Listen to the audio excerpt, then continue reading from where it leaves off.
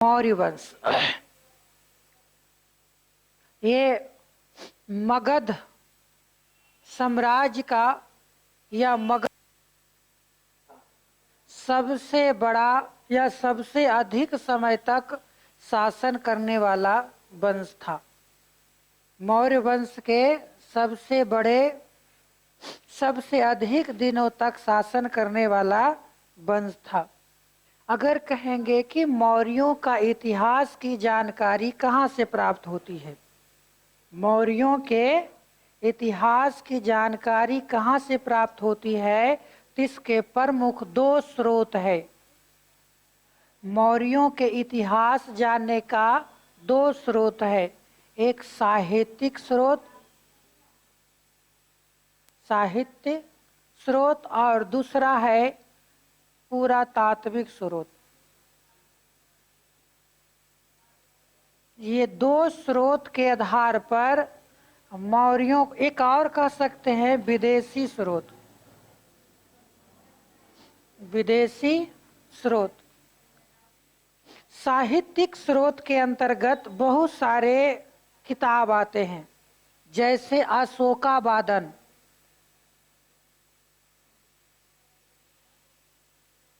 विद्यावादन,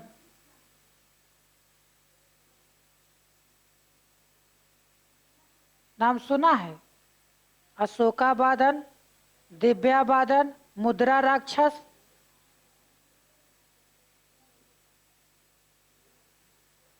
मुद्रा राक्षस, ये सभी किताब है। राजतरंगिणी,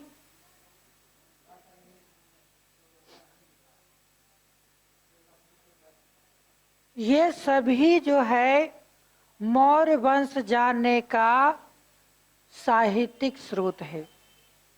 पुरातात्विक स्रोत क्या है? तो अभिलेख,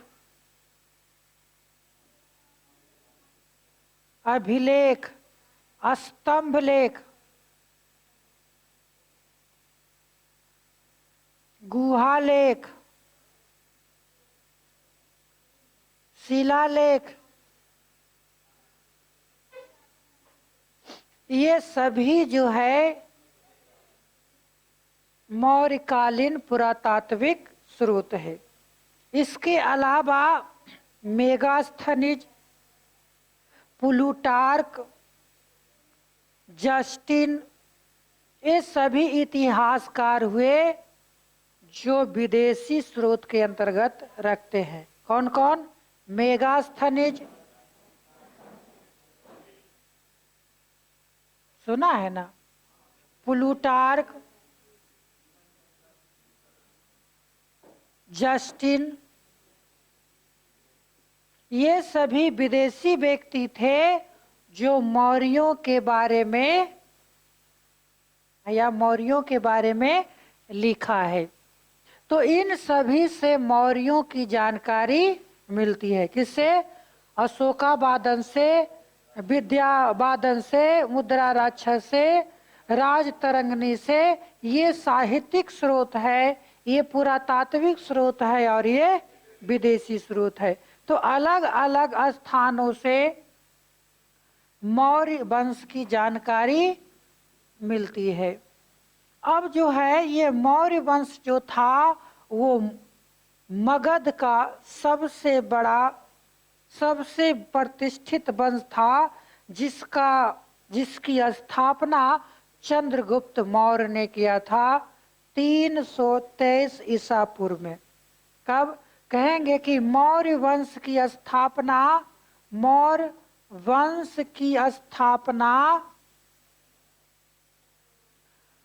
323 ईसा पूर्व में चंद्रगुप्त मौर्य ने किया था। चंद्रगुप्त मौर्य ने किया था। और ये चंद्रगुप्त मौर्य किसके स्थान पर मौर्य वंश की स्थापना किया? तो नंद वंश, नंद वंश के स्थान पर, जो नंद वंश के अंतिम राजा था घनानंद, घनानंद को हराकर मारकर एक नए राजवंश की शुरुआत किया, जिसको हम बोलते हैं मौर्य वंश। अब मौर्य वंश के संस्थापक कौन हो गए? चंद्रगुप्त मौर्य। चंद्रगुप्त मौर्य की जो माता थी उनका नाम था मूरा। क्या नाम था? मूरा। कहा जाता है कि नेपाल उत्तर प्रदेश के आसपास एक मौर्य या कहेंगे क्षत्रिय कुल के माने जाते थे। कौन? मूरा जो है वो क्षत्रिय कुल के माने जाते थे, लेकिन अलग अलग ग्रंथों में मौर्य के बारे में अलग अलग बातें बताई गई है। ब्राह्मण ग्रंथों में इसे शूद्र कहा गया। क्या कहेंगे? कि मौर्य वंश के बारे में अलग अलग किताबों में अलग अलग बातें लिखी गई है कि मौर्य वंश आखिरकार किस कैटेगरी के था। तो कहेंगे कि ब्राह्मण ग्रंथ के अनुसार, ब्राह्मण ग्रंथ के अनुसार ये क्या था? शूद्र था। और बौद्ध ग्रंथ के अनुसार क्षत्रिय, बौद्ध ग्रंथ के अनुसार क्षत्रिय, जैन ग्रंथ के अनुसार नीचे जाति का या नीच जाति का, नीच जाति का, या कह सकते हैं कि निम्न जाति का। यहां पर नीच जाति ना लिखो, निम्न जाति लिखो, निम्न जाति का। यानी आपको ब्राह्मणों के अनुसार क्या था? शूद्र, बौद्धों के अनुसार क्षत्रिय, जैनों के अनुसार निम्न जाति के। और कहेंगे मुद्रा राक्षस जो किताब है उसमें कहा गया ये वैश्य थे। मुद्रा राक्षस में क्या कहे? वैश्य। कैसे किस समुदाय से थे? तो वैश्य समुदाय। ये तो हो गया इसकी कैटेगरी। कहेगा कि मौर्य वंश के लोग किस समुदाय से थे या किस वर्ण से थे, तो अलग अलग किताबों में से अलग अलग वर्ण बताए गए हैं। जैसे आपको मौर्य ब्राह्मण ग्रंथों में ने शूद्र कहा गया, बौद्ध ग्रंथों में ने क्षत्रिय कहा गया, जैन ग्रंथों में निम्न जाति का कहा गया, और मुद्रा राक्षस में से वैश्य कहा गया। अब देखो कि मौर्य वंश के संस्थापक चंद्रगुप्त मौर्य थे, लेकिन इस वंश में कई राजा हुए। मौर्य वंश में कई राजा हुए। सबसे पहला जो संस्थापक थे वो थे चंद्रगुप्त मौर्य। चंद्रगुप्त मौर्य। इस वंश के जो दूसरा शासक हुआ जिसका नाम है बिंदुसार, बिंदुसार। तीसरा जो है वो है अशोक। अशोक के शासन काल में ही मौर्य वंश का सबसे ज्यादा विस्तार हुआ। चौथा जो था कुणाल, और अंतिम राजा था बृहद्रथ। कौन था? बृहद्रथ। ये मौर्य वंश का अंतिम राजा था। तो कहेंगे कि मौर्य वंश में लगभग 5 राजाओं ने शासन किया। छिटपुट कुछ और लोगों ने शासन किया, लेकिन मूल रूप से मौर्य वंश में 5 राजाओं ने शासन किया। चंद्रगुप्त मौर्य संस्थापक थे, बिंदुसार, अशोक, कुणाल और बृहद्रथ। मौर्य वंश के संस्थापक थे चंद्रगुप्त मौर्य, और इसके अंतिम राजा थे बृहद्रथ।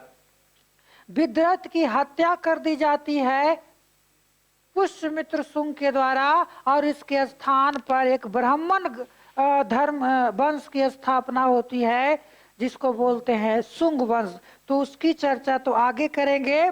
तो यहाँ पर कहेंगे कि ये मौर्यों ने, इतने लोगों ने कब से कब तक शासन किया, तो कहेंगे 323 ईसा पूर्व से लेकर 185 ईसा पूर्व तक इन लोगों ने शासन किया।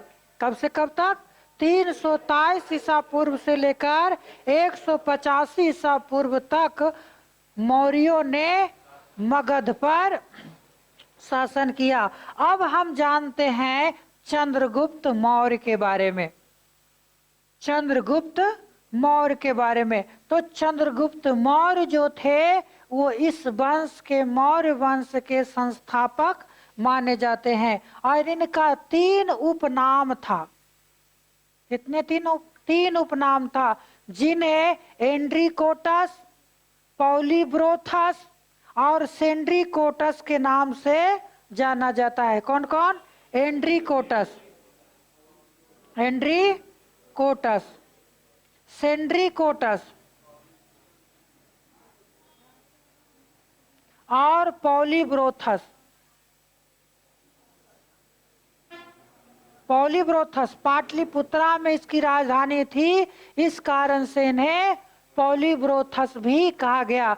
तो कहेंगे चंद्रगुप्त मौर्य के कौन कौन से उपनाम है? एंड्रिकोटस, सेंड्रिकोटस और पॉलीब्रोथस। एंड्रिकोटस जो नाम दिया था वो प्लूटार्क ने दिया था। किसने?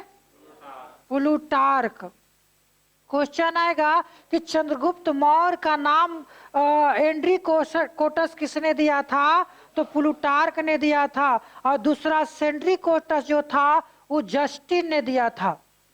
किसने दिया था? जस्टिन ने दिया था। और पटना में उनकी राजधानी थी, इस कारण से इनका उपनाम पॉलीब्रोथस भी था। इनके माता का नाम क्या था? मूरा। इनके माता का नाम मूरा। कहा जाता है कि चंद्रगुप्त मौर्य जो है वो जब भारत में सिकंदर ने आक्रमण किया था तो सिकंदर की सेना में ये शामिल हुए थे और सिकंदर की सेना से इन्होंने युद्ध नीति सीखा था। अब क्या होता है आगे चल करके कि सिकंदर के सेनापति था सेलुकस निकेटर। क्या नाम था? Seleucus Nicator. और सेलुकस निकेटर और चंद्रगुप्त मौर्य के बीच में एक युद्ध होता है। किसके किसके बीच? सेलुकस निकेटर, सेलुकस निकेटर एवं मौर्य के बीच, चंद्रगुप्त मौर्य के बीच एक युद्ध होता है जिसमें सेलुकस निकेटर की हार हो जाती है। और सेलुकस निकेटर बदले में चंद्रगुप्त मौर्य को अपनी बेटी कर्नेलिया से विवाह करता है। यानी आपको चंद्रगुप्त मौर्य का विवाह किससे होता है? कर्नेलिया, या इसी का एक और नाम है हेलेना। कर्नेलिया या हेलेना से चंद्रगुप्त मौर्य की विवाह होता है, जो कौन थी? तो सेलुकस निकेटर की बेटी थी। अब देखो सेलुकस निकेटर ने चंद्रगुप्त मौर्य को दहेज के रूप में 4 क्षेत्र दिया। ऐसा वैसा नहीं दिया, 4 क्षेत्र दिया। 4 क्षेत्र कौन था? गंधार, मकरान और हेरात। ये अफगानिस्तान के 3 गुण हुआ, गंधार, मकरान, हेरात और फरात।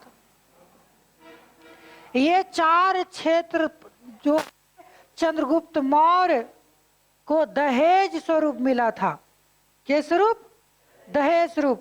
हेरात, गंधार, मकरान, फरात ने काबुल। काबुल क्या कहेंगे? काबुल, हेरात, मकरान और गंधार। ये 4 क्षेत्र जो है चंद्रगुप्त मौर्य को दहेज स्वरूप मिला था। जब इन्हें दहेज स्वरूप मिला तो ये भी सोचे अपने ससुर साहब को कुछ देना चाहिए, तो इन्होंने 500 हाथी दान दिया। कितने हाथी?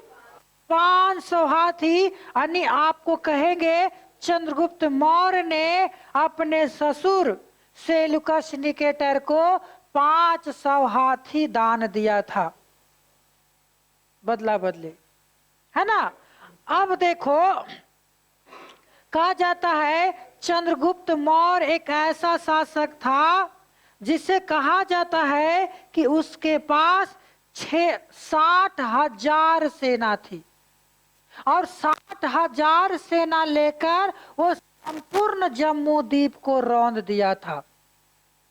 जम्मू द्वीपे जिसको कहते हैं, ये संपूर्ण जम्मू द्वीप को इसने क्या किया था, रौंद दिया था। इस कारण से इसकी सेना को लुटेरा का गिरोह कहा जाता था।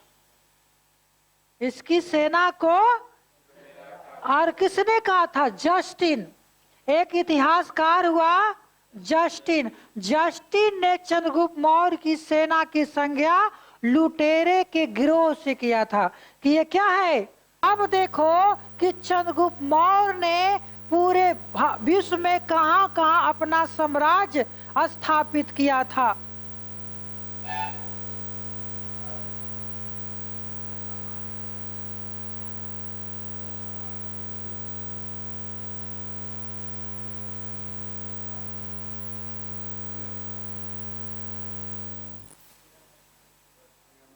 देखो ये नीचे में आपको यहां तक मैसूर तक, कर्नाटक, नीचे कर्नाटक था, ऊपर पूरा जम्मू कश्मीर हो जाए, इन्हें नेपाल पाल सब, इन्हें पूरा पाकिस्तान का क्षेत्र, कुछ अफगानिस्तान का क्षेत्र, यानी अफगानिस्तान,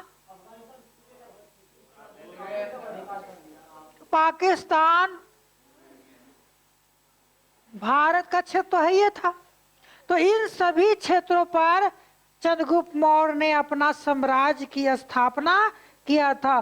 पंजाब हो जाए, जम्मू कश्मीर हो जाए, मालवा हो जाए, दक्षिण में मैसूर तक, दक्षिण में मैसूर तक चंद्रगुप्त मौर्य ने अपना साम्राज्य का विस्तार किया था।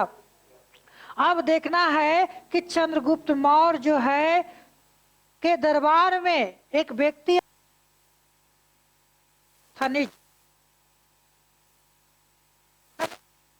सेल्यूकस निकेटर का राजदूत था, सेल्यूकस निकेटर का राजदूत था। अब देखना है कि आपको चंद्रगुप्त मौर्य क्या होते हैं कि अंतिम समय में वो जैन धर्म अपना लेते हैं और चले गोला और श्रवण बेलगोला में क्या होता है कि भूख त्याग के द्वारा, यानी भोजन के त्याग के द्वारा उनकी मृत्यु हो जाती है, और उनका मृत्यु होता है 298 ईसा पूर्व में। कब? 298 ईसा पूर्व में चंद्रगुप्त मौर्य की मृत्यु हो जाती है। और इसके बाद इसका बेटा